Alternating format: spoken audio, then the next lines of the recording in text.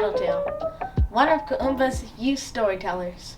Straight out of Trinidad, this jazz and classical pianist, singer, and actor spoke out against racial discrimination and segregation.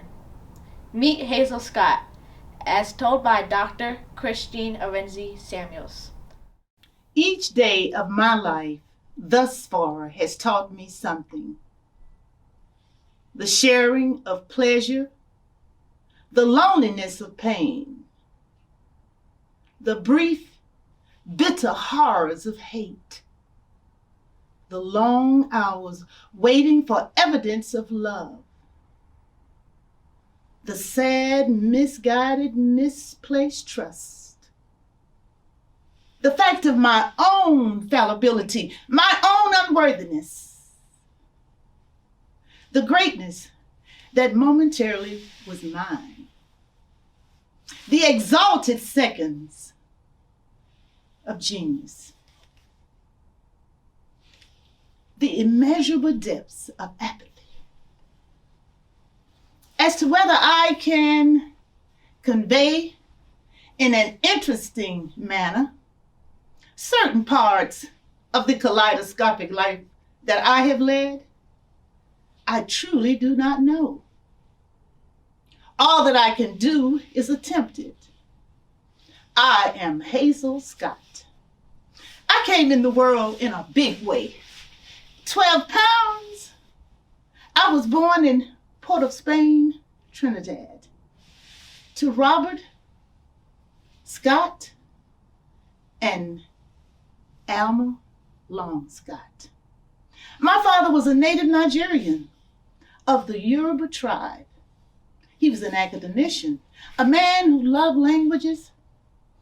He was an English professor. He had been partially reared in Scotland, and there is where he became quite the intellect. When he met my mother, Alma, had been a trained classical musician. She could not pursue that profession because her risks were just too weak.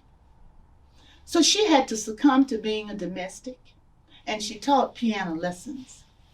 And there I sat at her hymn at 2 years old. And each time her students played the wrong note, I would scream, oh, they thought I was just playing. But I had what you call perfect pitch. At 3 years old, I climbed up to the piano stool and I played Gentle Jesus, a song that my grandmother would always play for me. Grandma had gone to sleep and I had stayed awake. I played Gentle Jesus and my grandmother woke up and she said, who's that? I said, me. She said, me who? Me, Hazel. She was so elated that she ran out into the streets and she got all the community to come in and to hear me. She said it's a miracle. And I played and I played. I could play by ear. When my mother came home, she was in awe. She had me to play it again because she could not believe that I could play. I played. From then on, the piano and I were one. We moved to New York and settled in Harlem. There I played for anybody who came on the ship from Trinidad. Everybody wanted to see the little girl who could play, and I loved it. I played calypso. I played anything I could hear. My mother insisted that I learn the proper way. Hold your hands like this, she said. Do not let them be flat. So I did follow her. At 8 years old, my mother took me to Juilliard School of Music. At 8. The early admission was 16. Wow, but one of the professors, Oscar Wagner, was so impressed with me playing Bach, Beethoven, and other classics, they admitted me on a special scholarship. There I was, a child prodigy. I didn't know what it was and I didn't care. I just wanted to play and I did. I trained there. In 1936, I had my own radio show. In 1938 was the first time I was on Broadway. There I was. 1939, Billie Holiday, who was one of our good friends because of my mother. My mother had her own band. My mother taught herself how to play the saxophone. She was the genius. I played headlining at Cafe Society. I became known as the darling of Cafe Society. Hollywood came knocking, and was I happy, and I came stepping. I was so elated to be in Hollywood. I always wanted to be in the movies. I did 6 appearances, I believe, in 6 different movies. The one that struck my attention the most was The Heat Is On. In every contract that I had, whether I was just performing on stage or whether I was in a movie, I had specifications. Number 1, when I performed anywhere, in the 20s, the 30s, the 40s, on and on, I would not perform for a segregated audience. No. Had nothing to do with color. I could not understand, why would you want to hear me and you wouldn't want to sit next to someone who looked like me? When I got to Hollywood, I had other specifications. I refused to play a nanny. I refused to play a maid or a prostitute. And I refused to play anybody. I played Hazel Scott. That's who I played. In the heat of the night, they were going to have brown women who looked like me wear dirty aprons to see their men off to a war for which I had already played to raise funds. I refused to come to the set for 3 days. I shut it down. Well, you know, Hollywood didn't like that, but what could they do? We were in the last scene. The women who were brown wore floral, beautiful dresses. But Hollywood shut me down. It was fine with me. My character and my dignity was what I needed to keep in place. I went back to New York. New York opened their arms again to me, and I played.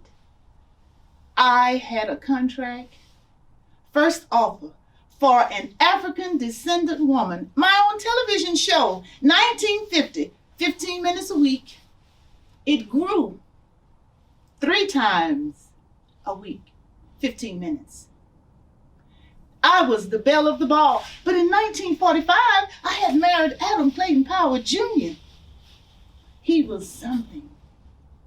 The first African-American congressman from New York. We were all over the Life magazines, all magazines, Ebony, they came calling. We had a beautiful son. July 17, 1946, the love of our lives. Adam Clayton Powell III. We called him Skipper. 1950, throughout the 50s, the Un-American Committee, they had our names in the Red Channel newspaper. Oh, many, about 150 performers, artists, musicians, screenwriters. We were tagged as communists. I love America. Patriotic I am. I volunteered to go before the committee. I did. I should never have gone. My friends tried to convince me, but I felt they would believe me. Why wouldn't they believe me? But they didn't. My show was canceled. All of my contracts, nothing was coming like it was. I sailed to Europe, to France. France opened up their arms. I traveled all over Europe. I performed. I was tired. I had my own chauffeurs there, my own maids like I had at home, but it was so much. I spoke fluently 5 different languages, so it wasn't a problem. Adam and I, along with Skipper, enjoyed our time there. And I stayed there, marched in 1963. I did with all of the American patriots. There I was. In 1967, I came back to the United States. The scene for music was so different. I was criticized. I was politicized. But as I would always say, as Hazel Scott, I never had a reason to apologize. I'm Enama, and this has been Kaumba's Profiles in Color.